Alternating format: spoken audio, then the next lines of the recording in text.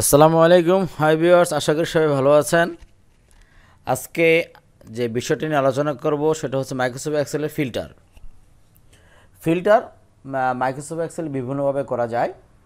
আমি ফিল্টার নিয়ে 3-4টা ক্লাস নেওয়ার চেষ্টা করব। আজকে যে ক্লাসটা নিয়ে আলোচনা করব সেটা হচ্ছে একদম বেসিক ফিল্টার কীভাবে আমরা করতে পারি এবং ফিল্টার জিনিসটা কী। ফিল্টার মানে হচ্ছে যে আমি অনেকগুলো ডাটা থেকে নির্দিষ্ট কিছু ডাটা খুঁজে বাহির করতে চাই। আবার বলছি, অনেকগুলো ডাটা থেকে নির্দিষ্ট ডাটা খুঁজে বাহির করতে চাই। ভিউয়ার যদি লক্ষ্য করি যে এখানে হিউজ প্রায় 600 মতো ডাটা আছে। এই 600 ডাটার ভিতর থেকে আমি কতগুলো প্যান আছে সেইটা শুধু এখন বাহির করতে চাই। তাহলে আমরা কোন পদ্ধতিতে সেটা বাহির করতে পারি? ভিউয়ার্স, আমরা ফিল্টারিং করার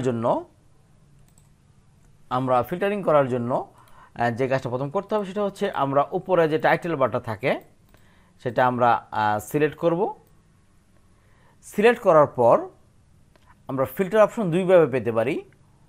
একটা হচ্ছে হোম অপশন থেকে, আমরা এখানে লেখা আছে যে সর্ট অ্যান্ড ফিল্টার, এখান থেকে ফিল্টার ক্লিক করলে আমরা এখানে ফিল্টার অপশন পেয়ে যেতে পারি।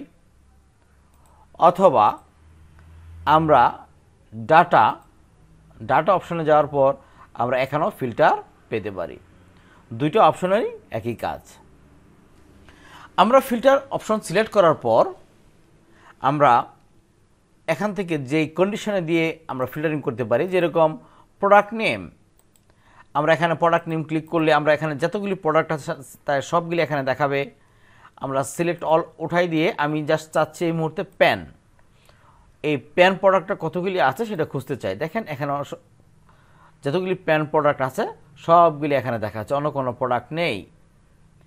এবং আমি চাচ্ছি এই আরএফএল কোম্পানির কতগুলি প্যান প্রোডাক্ট আছে। তাহলে আমি এখানে ক্লিক করব, এখানে সব কোম্পানির নাম দেওয়া আছে। সিলেক্ট অল উঠাই দিয়ে শুধু আমরা কি দিব, আরএফএল। তাহলে আমরা দেখতে পাচ্ছি আরএফএল কোম্পানির এখানে এতগুলি প্রোডাক্ট আছে। আমি আবার ফিল্টারে ক্লোজ করে দিলাম, সকল প্রোডাক্ট আবার দেখতে পাচ্ছি।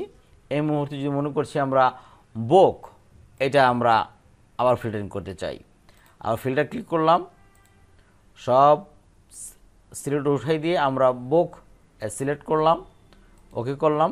এখানে শুধু বুকগুলি দেখাচ্ছে এবং কোন কোম্পানির বুক চাই সেটাও আমি এখান থেকে সিলেক্ট করে দিতে পারি। যেমন আমি এবার চাচ্ছি ডেল কোম্পানির কথা, তাহলে ডেল কোম্পানির এতগুলি বুক এখানে আছে।